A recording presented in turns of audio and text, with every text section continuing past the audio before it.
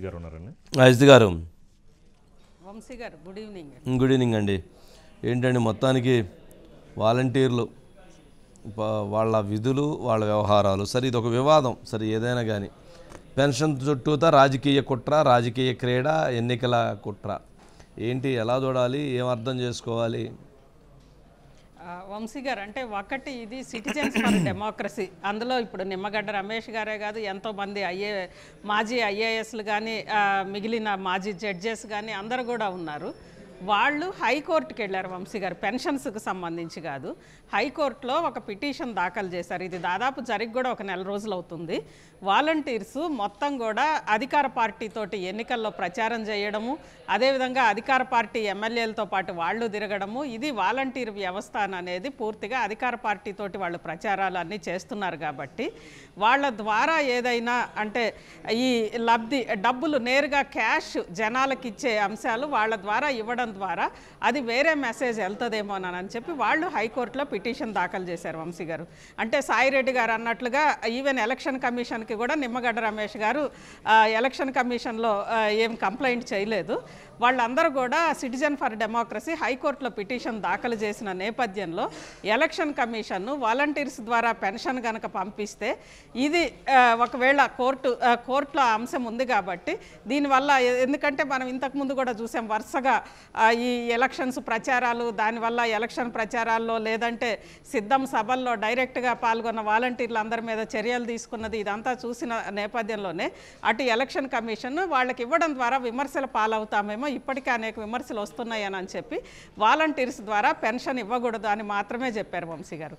కానీ అలా చెప్పగానే వెంటనే వైఎస్ఆర్సీపీ అఫీషియల్ సోషల్ మీడియాలో చంద్రబాబు నాయుడు గారి ఫోటోతోటి 60 లక్షల మంది పెన్షనర్స్ అవ్వాతాతలకే అన్యాయం చేశారు చంద్రబాబు నాయుడు గారు, ఆదివారం నాడు మీరు గడప గడప తిరిగి ఈ అంశాన్ని చెప్పండి అని చెప్పి మొత్తం కార్యకర్తలకి, వాలంటీర్లకి అందరికి కూడా మెసేజ్ ఇచ్చారు వంశీ గారు. దానికి అనుగుణంగానే అందరూ కూడా గడప గడప తిరిగి చెప్పడం, నిన్న ఆదివారం రోజు ఇదే కార్యక్రమం జరిగింది, అందరూ మాట్లాడడం అన్నీ కూడా చూసాం. అయితే ఇక్కడ ఒకటి అంటే ఏప్రిల్ 1వ తారీఖు బ్యాంకు సెలవు కారణంగా 2వ తారీఖు ఇవ్వాలనుకున్నారు అనేది ఒక వాదన వంశీ గారు. దాంతోపాటు నిన్నటి నుంచి కూడా నిన్న టీడీపీ అధినేత చంద్రబాబు నాయుడు గారు కానీ, అదేవిధంగా ఆంధ్రప్రదేశ్ కాంగ్రెస్ కమిటీ అధ్యక్షురాలు షర్మిల కానీ ఇద్దరు కూడా ఎలక్షన్ కమిషన్కి లేఖ రాశారు వంశీ గారు. అది ఏంటంటే ఇంటింటికే వెళ్ళి పెన్షన్ ఇవ్వాలి, కానీ ఈరోజు మొత్తం కూడా ఆంధ్రప్రదేశ్లో ప్రతి 300 మందికి సంబంధించి ఒక సచివాలయం ఉంది వంశీ గారు. వార్డు సచివాలయం కానీ, గ్రామ సచివాలయం కానీ, సచివాలయ సిబ్బంది ద్వారా వాళ్ళకి పెన్షన్ ఇవ్వండి అని చెప్పి, అంటే ప్రత్యామ్నాయ ఏర్పాట్లు, సచివాలయ సిబ్బంది పెద్ద ఎత్తున ఉన్నారు ఖచ్చితంగా. వాలంటీర్ ఒకళ్ళు ఉంటే సచివాలయ సిబ్బంది 2 ఉన్నారు 300 ఇళ్ళకి లెక్కేసుకుంటే సగటున.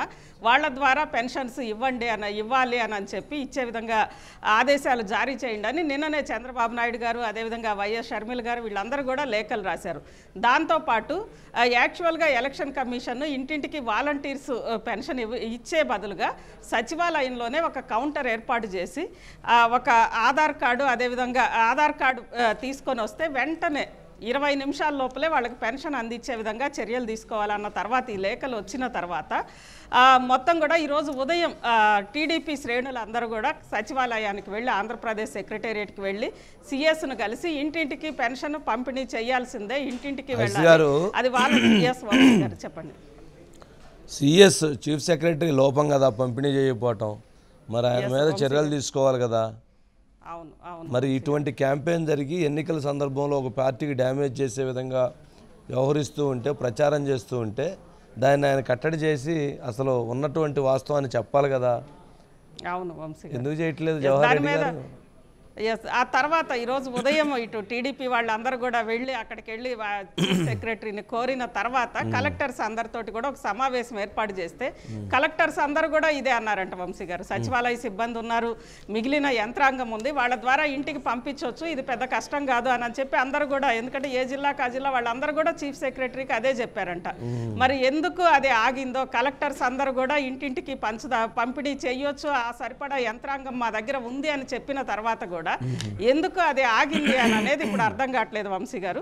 ఇక్కడ 2 అంశాలు ఉన్నాయి. ఒకటి సరే జరిగిన ఇటు ప్రతిపక్ష పార్టీ చీఫ్ సెక్రటరీ గారు ఎస్ వంశీ గారు అంటే ఒకటి ప్రతిపక్ష పార్టీని డ్యామేజ్ చేసే విధంగా ఏమన్నా కుట్ర జరిగిందా అనేది ఒక అంశం. అంటే వైసీపీని గెలిపించే బాధ్యతని చీఫ్ సెక్రటరీ జవహర్ రెడ్డి గారు మీద వేసుకున్నారంటారా?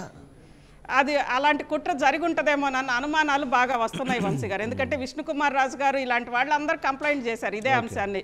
బీజేపీకి సంబంధించి వంశీ గారు, విష్ణుకుమార్ రాజు గారు కానీ వీళ్ళందరూ కంప్లైంట్ చేశారు. దాంతోపాటు ఇంకొకటి వంశీ గారు, ఎందుకంటే ఈ మధ్య కాలంలో దాదాపు 13,000 కోట్ల వరకు కూడా తమకు సంబంధించిన కాంట్రాక్టర్లకి ఎడాపెడా చెల్లింపులు చేసింది రాష్ట్ర ప్రభుత్వం అనేది బాగా వస్తుంది. దాంతో ఖజానా ఖాళీ అయింది కాబట్టి రిజర్వ్ బ్యాంక్ నుంచి రేపు ఒక 4,000 కోట్లు రుణం తీసుకుంటున్నారు వంశీ గారు. ఆ డబ్బులు రేపు వస్తాయి. ఆ డబ్బులు వచ్చే లోపల ఆ గ్యాప్ అనేది అధికార పార్టీ మీదకి రాకుండా లేదా ప్రభుత్వం మీదకి రాకుండా ఎటు ఇది జరిగింది కాబట్టి ఇది మొత్తం ప్రతిపక్షాల కుట్రగా, అదేవిధంగా వాలంటీర్స్ వ్యవస్థకి సంబంధించి వాలంటీర్లు అదేవిధంగా పెన్షన్ లబ్ధిదారులు ఆ ఇద్దరిని కూడా ప్రతిపక్షాలకు వ్యతిరేకంగా మోటివేట్ చేయడానికి నిన్న గడప గడపకి ఇది ప్రచారం కూడా కార్యక్రమం పెట్టారు. అనిల్ తీసుకున్నాను. సెకండ్ అనిల్ ఏంటి పెన్షన్ కుట్ర ఎంతవరకు వచ్చింది? ఎక్కడ దాకా వెళ్ళింది? ఏముంటుంది? అధికార పక్షం ఏముంటుంది, ప్రతిపక్షం ఏముంటుంది? ఛేదించే పనిలో ప్రతిపక్షం ఉంది, కానీ అది సాధ్యం అవుతుందా లేదా అనేది చూడాలి. ఎందుకంటే వ్యవస్థలో ఉన్న వ్యక్తులు అనుకూలంగా అధికార పార్టీకి మారినప్పుడు ఎంత ప్రయత్నాలు చేసినా ఫలితాలు ఏ విధంగా ఉంటాయంటే ఈరోజు ఈ పెన్షన్ అంశమే చూడాలి.